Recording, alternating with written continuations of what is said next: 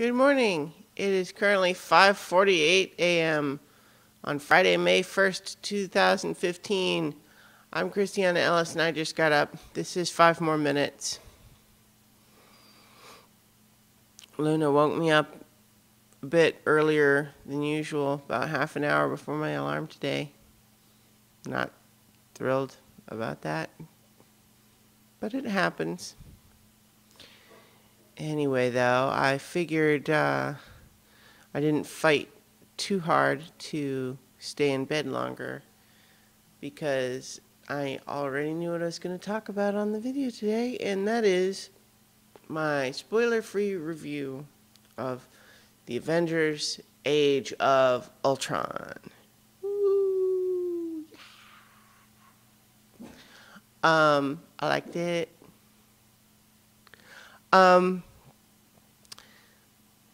To be a bit more film critic-y, I liked it a lot. No, seriously. I did like it a lot.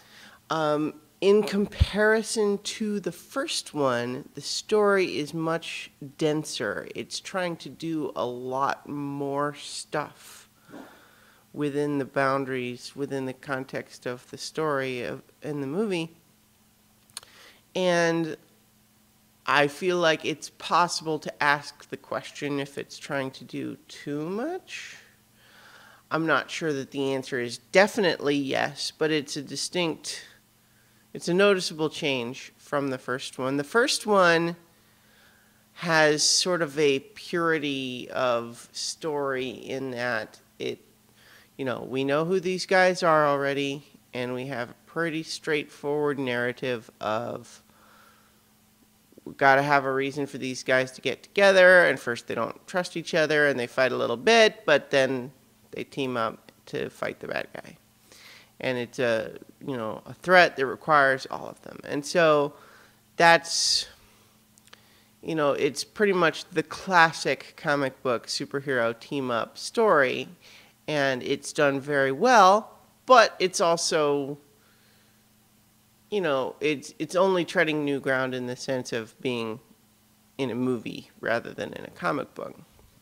That's not a criticism, it's just an observation that that's what that story is. And it's very formulaic, but formula is not necessarily, we frequently use formulaic as a pejorative to say something is predictable or boring or whatever.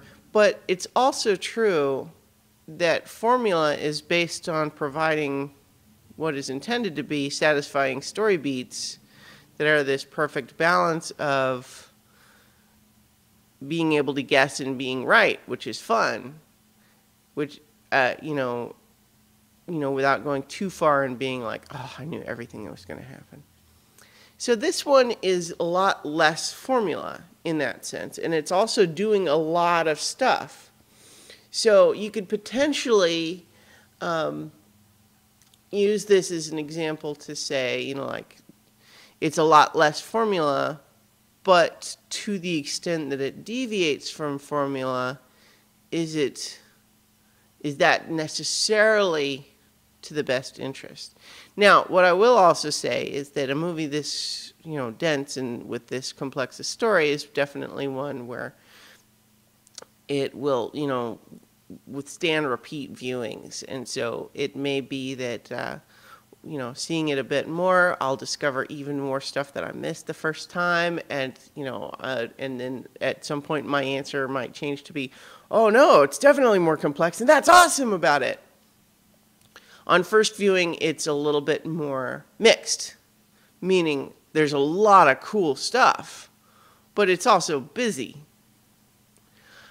Now, all of that aside, don't let that be taken as too much of a complaint or a criticism, because, as I mentioned, there's a lot of stuff in it, and a lot of it is really cool. And in particular, there's a moment in this movie that I have never heard an audience collectively gasp like they did at this moment in the movie. It was literally like everyone in the theater all at once going, it was kind of awesome. I don't think I've ever seen that happen quite so dramatically before, and the moment was worthy. Worthy of the, yeah. So there's a lot of great stuff in it. It definitely maintains that balance of action, drama, and humor that we like so much from the Marvel movies. And in particular, there's also a story beat. It's actually not even really a story beat so much as the theme. And this is not really spoilery because it's a theme rather than a specific thing that happens.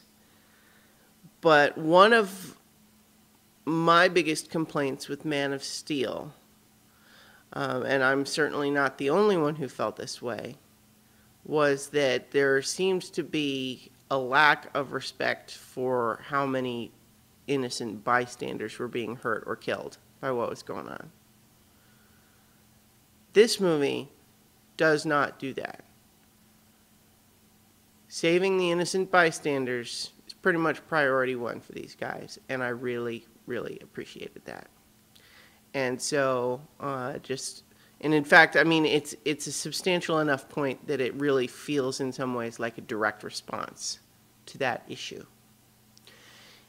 In any case, over 5 minutes now, and it's going to be increasingly hard not to get spoilery, so I will leave it there. In sum up, I liked it a lot. Luna's wandering around behind me. She didn't see it. She gets nervous in movies. All right, so remember that all my stuff is at christianaellis.com, and I will talk to you guys tomorrow for 5 more minutes.